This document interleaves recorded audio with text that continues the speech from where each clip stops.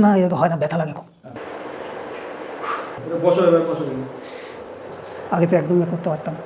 অনেক ভালো। এটাও একটু মুঠো হচ্ছে আস্তে আস্তে। আমার পেট যন্ত্রণা পায়ের থেকে একদম কোমর পর্যন্ত যন্ত্রণা, পায়ে ফোসকা পড়ে যায়, আর নিচে বসতে পারে? নিচে বসতে পারি না, হাঁটতে পারি না। বসুন দেখি। এইটাই বেশি, ডান পাটা আমার বেশি হয়। আর হাঁটু ভাঁজ করতে পারেন না? না করার চেষ্টা করুন দেখি। না, এটা তো হয় না, ব্যথা লাগে খুব। আচ্ছা। আর হাতের কি সমস্যা আছে? হাতের ওই যে এখানে ব্যথা, এই যে এটা নাড়াতে পারি না, এরকম হাতগুলো এরকম করতে পারি না। তারপর ঘাড়ে ব্যথা হয়, এই কাঁধের এই সাইডে ব্যথা হয়। হাঁটাচলা করুন তো।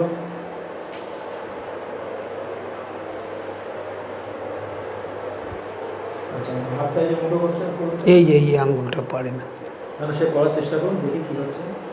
এই আটকে আছে, আর এই জায়গাটা একটু লাগবে।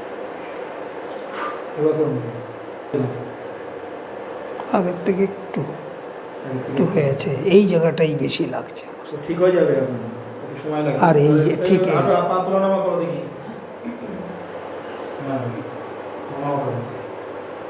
ছেড়েছে? একটু ছেড়ে এই জায়গাটা আটকা আছে।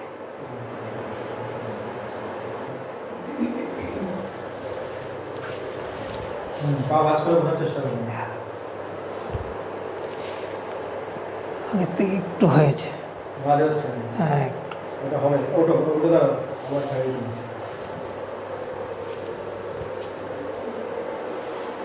মা তুলে নেন, মায়ের কাছে প্রার্থনা করো তো যে মা তুলে নাও।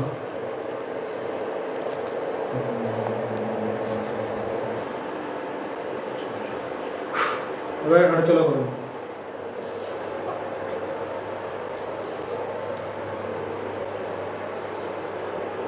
আগের থেকে অনেকটা কম হয়েছে, এইটাই বেশি। ওটা ছাড়বো, অনেক দিনের ব্যাপার তো। কতদিনের সমস্যা? 8 বছর। 8 বছর। এটা বসো, এবার বসো। আমি চেষ্টা করছি যতটা মা মুক্তি দেয়, ঠিক আছে? এই তো অনেক ভাঁজ হয়ে গেছে।